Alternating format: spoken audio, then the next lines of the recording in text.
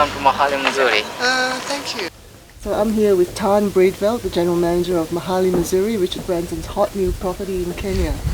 Tan, you've been working on this for a few years now, haven't you?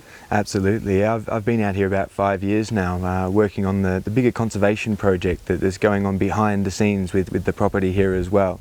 So we're really proud that we've got a fantastic property, but more importantly we've been able to help support the Maasai community in a genuine partnership to help protect some of the land that's in the wider Masai Mara ecosystem and helping to develop the Olare Motoroki Conservancy. Okay, so where are you from, Tom? I'm originally Australian, down in Melbourne, but have been about 9 years out here in Africa, so this is almost like my second home. Oh, fantastic. And how did you end up, this is probably someone's dream job. How did you end up here? Africa has a funny way of just opportunities come along. I originally was down in Tanzania running an anti-poaching team, and then when I heard about this project here with Richard and the new Conservancy model that was coming up around the Masai Mara, I thought that would be something that we could really get involved with too. I was fortunate enough that my brother Liam at the time was working for Richard as his chef, and so Richard heard about what I was doing in Tanzania, working with the Maasai, and learned a bit of Swahili along the way, and so the connection was made, and both Liam and myself were asked to come up here and to help create Mahali Mzuri and the Conservancy that goes along with it. Oh, very exciting.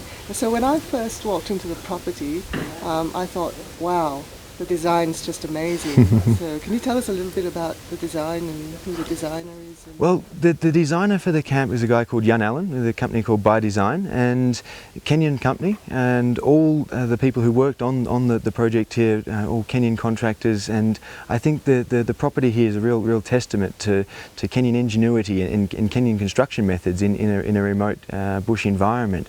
So the idea was to try and create something really unique, something really different that still blended within the environment and the contours of this beautiful valley that you see here behind us, and to create sort of the shade and the temperature control as well, so that you've got big arching structures over the main tent itself, which allows for nice airflow through, and also to capture this beautiful view that you see here behind us. So when people come and stay in one of our tents, there's a game drive experience or a game viewing experience every place you go. It's not just out on the vehicles, but from your bath, from your dining room, from everywhere in the property, you get a fantastic African wildlife experience.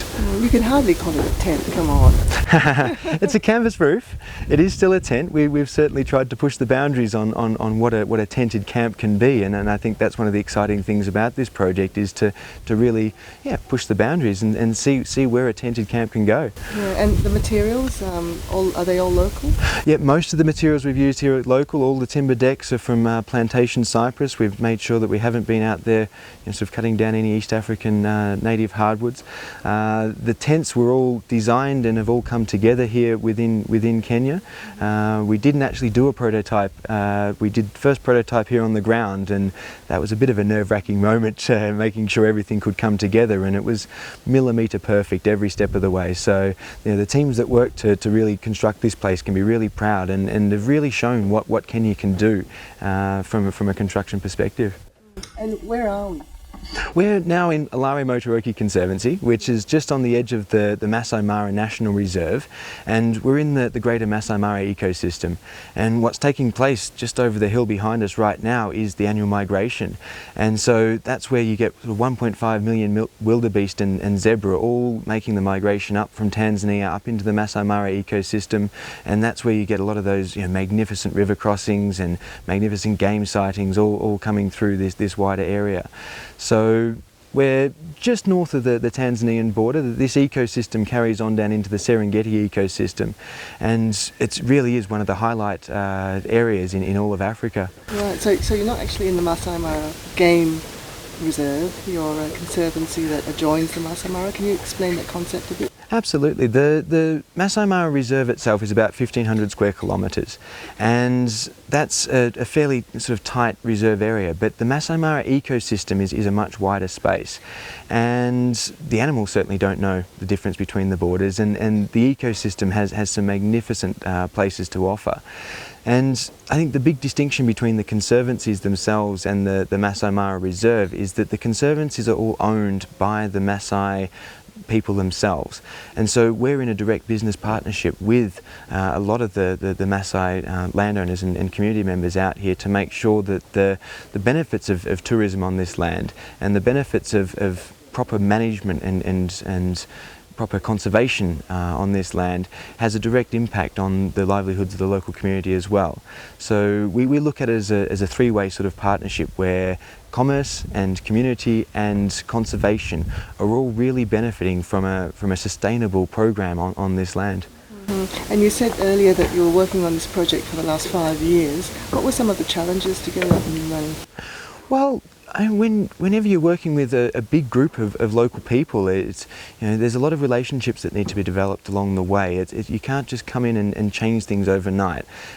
So a big focus of the conservation initiative early on was really sitting under the acacia trees with the elders and talking about how together we could best preserve this land. And the land itself is such an important part of the cultural identity out here for the Maasai people. Their attachment to the land and their pastoralist way of life has been here for hundreds of years. And so it was really important to make sure that when we were working together that we were taking in all of those different viewpoints to make sure that the program in place here met everybody's interests. So it wasn't a one-sided deal, but it was something where all the different parties were able to come together and see the benefit of what was taking place out here. Conservation actually is meaningless without involving people living around it. One of the conservancy that I'm really proud of is the Motorogi Conservancy, because the Motorogi Conservancy is one of the new conservancy that was introduced recently. That's where Mahali Mzuri is on. And we are all proud of the Motorogi Conservancy because the Motorogi Conservancy really know people around him. Most of our staffs come from the local area, so the local people have got employment from Mahali Mzuri. And we have the controlled grazing. Most of other conservancies are in the game reserve. They completely tell people not to graze in. But Motorogi Conservancy and its people have not known a way of controlling grazing. And most of the time throughout the year, we always have antelopes which prefer long grass, shorter grass, because of cattle being grazed in the area. So the Conservancy is more of interaction of the people living around and the wildlife. Okay. And what were some of the most important issues for the Maasai? Well, it was funny when we were talking about getting a lease structure on this land, and that's one of the cornerstones of the conservation model, is that everybody is receiving a regular monthly income, no matter about tourism numbers, that everybody's receiving a sustainable income from this land. So the benefits are always coming through and people are able to start making home economic decisions, planning decisions and home budgets. But when we were talking about negotiating these leases on the land here, one of the other big components that we had to really consider was cattle grazing and pastoralist management on this land. And that's been something that's been traditionally taking place on this land for hundreds of years. And so we had to make sure that we were building in a sustainable grazing model and a sustainable land use model on this land as well. And from what we found, talking with researchers and watching how the animals move across this area as well, grazing is an integral part of this ecosystem. It's kind of like in Australia where we've got some grasslands that require regular burning for them to regenerate, and that's what stimulates growth in that ecosystem. In this particular ecosystem, grazing has a similar sort of impact on the environment, and getting the right balance between the pastoralists and the livestock on this land and the wildlife on this land has been a real sort of negotiation point along the way, and getting that balance right so that everybody's felt like they're a genuine stakeholder in the bigger project. The Maasai have big respect to their land now. They cannot allow any people coming to cut firewood or cutting to make charcoal.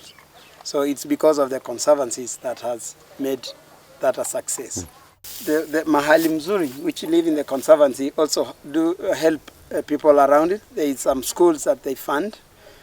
There is some other villages. A few individuals get money from the camp because they own the land. The whole thing, the Olaro Conservancy, the land belongs to the families. So several families come together and make this a conservancy, and then they get money through annual earn for Mahali Mzuri to be here. So the concept is a very nice thing. Is your family and Muli's family from the Motorogi Conservancy? Muli family is from the Motorogi family. I and Jack family, we are a bit further, but we are in the Lemek Conservancy. So we have about 7 other conservancies before Motorogi.